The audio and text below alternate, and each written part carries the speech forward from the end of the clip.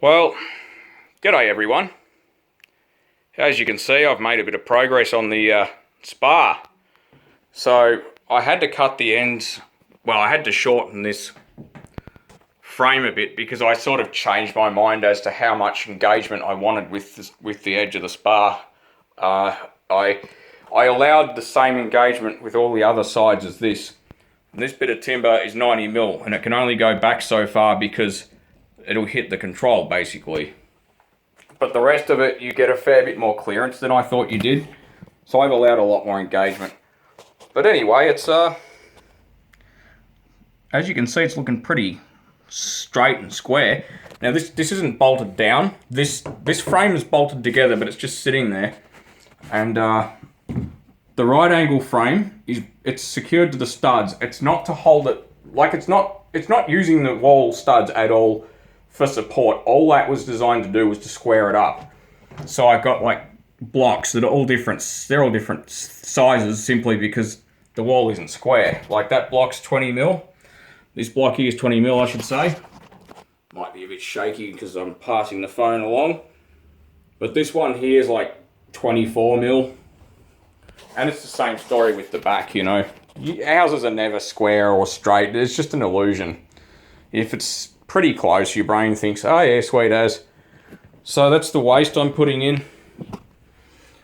I did drill a hole, as you can see, through the center of the where the waste is going to go, and happily it misses the joist by a mile. So this isn't perfect. Like, this is a second-hand spar, so there's scratches here because this originally was checked into a wall and was lapped with tiles, basically, which obviously I'm not doing.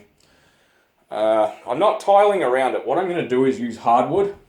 I've actually got it lying around, so that's Tasmanian oak. You don't get a good idea because of the bug zapper light and all that. But anyway, it's Tassie oak. It's really nice timber.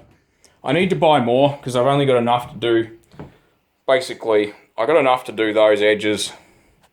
Not enough to do the front, but it's going to overhang this frame by 20mm. So yeah, probably about that much. So then we'll face it with some mini orb, or if you don't know what mini orb is, mini corrugated iron. So the tap's going to go over there. The arrow denotes where the cold water is. Originally I had the toilet here, right? And you've seen that in videos in the past if you go back a long time ago in my video list. But basically it had a hand basin in the corner there. So nah, I uninstalled the hot completely. So the cold's there. That's why that bit of copper is sticking up. I've got to extend the cold. Not a problem. So I don't know how high to do the taps exactly. You don't want them too high or too low. So I don't know. I mean, I'll just have to work it out. I mean, maybe even where that line is on the wall. I suppose that'd be 250mm up. I mean, that wouldn't be unacceptable.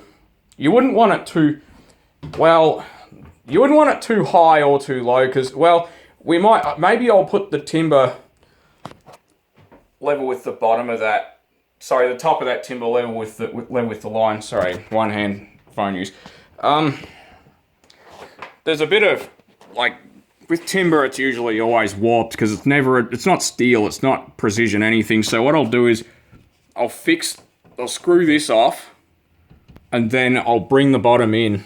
I can just literally push it in. The timber's springy, so it's all square, it's all straight. It's just, that's the nature of timber, you know.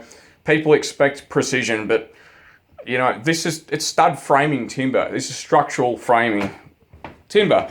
I mean, you can see that's the information about the timber. Australian standard, you know, 174812011. So I haven't looked the standards up. I really don't give a crap what it says.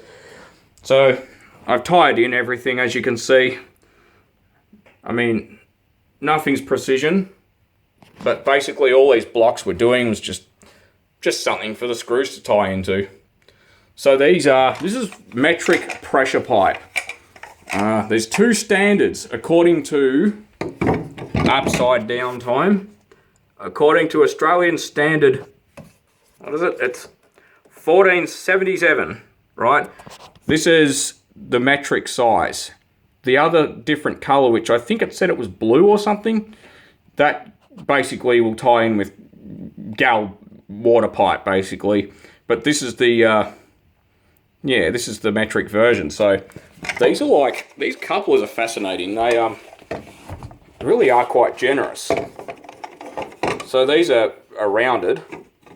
Yeah, I'm supporting the phone with my knee because one hand is really bad with me.